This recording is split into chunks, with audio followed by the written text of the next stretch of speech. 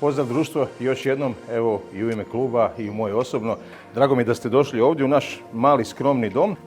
Ono što mi je drago da možemo proći ovom prilikom, to su unutarnje prostorije stadiona, dakle ono što pretpostavljam da vas najviše zanima su i svlačionice, naravno proći ćemo pored terena, vidjet ćemo i neke stvari koje bi vam posebno mogle biti zanimljive, a to je pehar za naslov prvaka Hrvatske. Evo, dobro nam došli još jednom i nadam se da ćemo se lijepo zabaviti.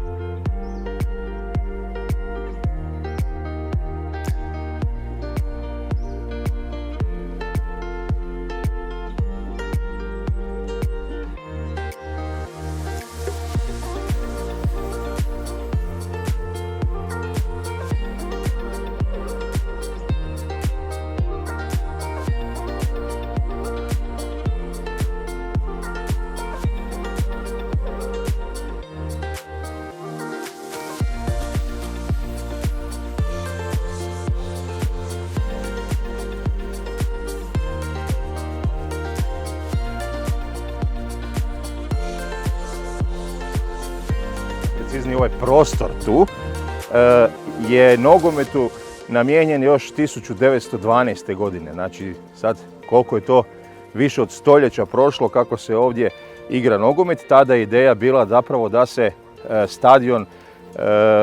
stadion, u današnjim terminima govorimo stadion, tada naravno se koristi izraz samo igralište, nogometno igralište, premjesti na rubni dio grada, jer Maksimir je bio rubni dio grada, ali da se spoji sa parkom Maksimir, sa zoološkim vrtom, da to bude dakle nekakav prirodni sklad prirode i rekreacije.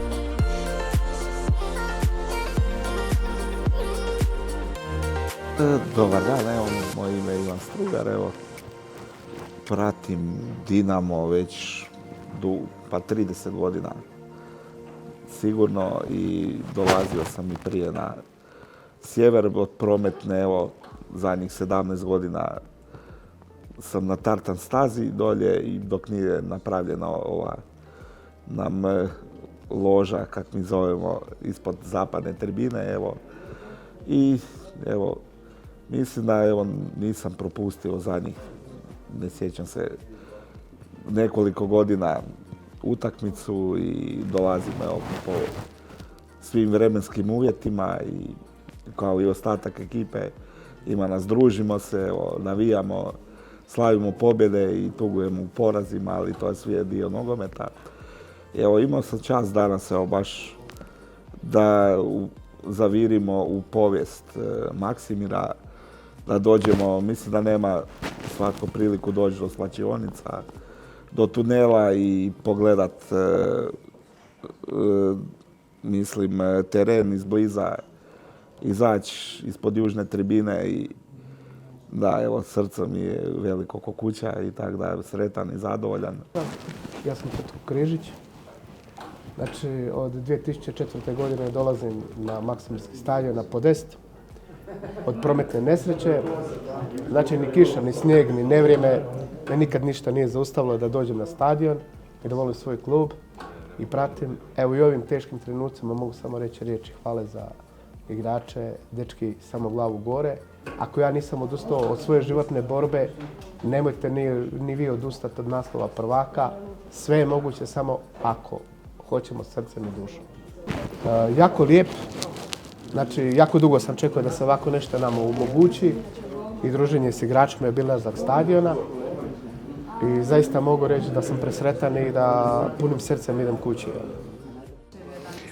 Predivan, osjećaj je predivan. Zahvaljujem ovim putem Sari koja organizira nama da doživimo i utakmicu i na terenu i što je uz nas i nabija i po kiši i po snijegu i uvijek je uz nas i omogućuje nam u svakom trenutku da se osjećamo sretni i kad gubimo i kad vodimo.